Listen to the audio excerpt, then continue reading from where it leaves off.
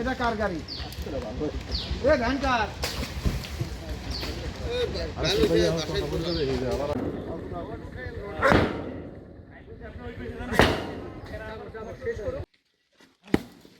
মাসুম ভাই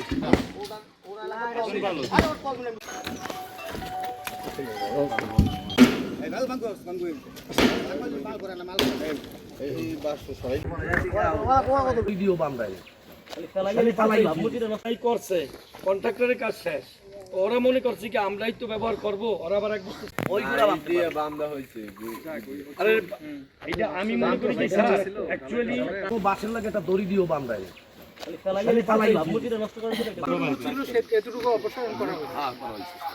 বিষয় হচ্ছে এই ব্রিজটা ইউনিয়ন পরিষদের 1% থেকে করার কথা ছিল এবং সেটা আমাদের উপজেলা পরিষদ থেকে অ্যাপ্রুভালও হয়নি। তো তার আগেই এখানে ইউনিয়ন পরিষদ থেকে কাজ করছে।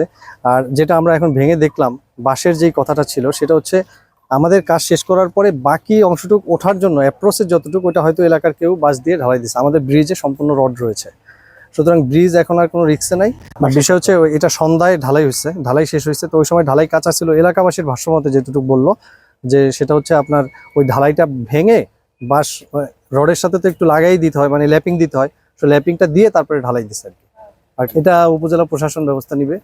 সারা বাংলাদেশে মোটামুটি সকল পর্যায়ের ব্যক্তিরাই জানতে পেরেছে, ঊর্ধ্বতন কর্তৃপক্ষকেও এই বিষয়টা দৃষ্টিতে এসেছে। আমরা এই বিষয়টা জানতে পেরে উপজেলা প্রকৌশলী সহ স্থানে আসলাম এবং স্থানে এসে যে অংশটুকু বাঁশ দিয়ে করেছিল সেই অংশটুকু আমরা ভেঙে দেখলাম এবং যে অংশটুকুতে যে বাদবাকি অংশটুকু ঠিক আছে বলেই আমাদের উপজেলা প্রকৌশলী জানালেন। এবং এই কাজ যারা করেছে এই কাজের মাধ্যমে উপজেলার এবং উপজেলার ভাবমূর্তি নষ্ট করেছে, সরকারের ভাবমূর্তি নষ্ট করেছে, তাদের বিরুদ্ধে আমরা কঠোর আইনানুগ ব্যবস্থা গ্রহণ করব।